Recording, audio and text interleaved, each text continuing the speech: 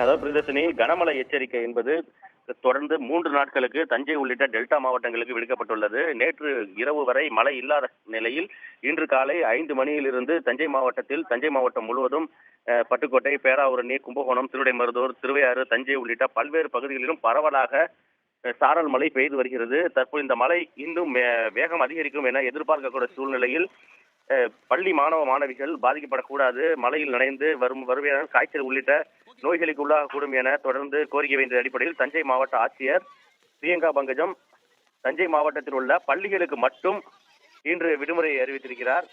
தொடர்ந்து கனமழை பெய்தால் மட்டுமே கல்லூரிகளுக்கு விடுமுறை அறிவிக்கப்படும் என அறிவித்திருந்த நிலையில தற்பொழுது மிதமான மழை பெய்து வரக்கூடிய சூழ்நிலையில் பள்ளிகளுக்கு விடுமுறை என்பதை அறிவித்திருக்கிறார். ஏனென்றால் தொடர்ந்து 3 நாட்களுக்கு தஞ்சை மாவட்டத்தில் மழைக்கான எச்சரிக்கை விடுக்கப்பட்டுள்ளது. இந்த மழை தொடர்ந்து அதிகரிக்கக்கூடும் என எதிர்பார்க்கப்படக்கூடிய சூழ்நிலையில் இன்று காலை 5:30 மணியில் இருந்துதான் தஞ்சை மாவட்டத்தை பொறுத்தவரை மழை பெய்து வருகிறது.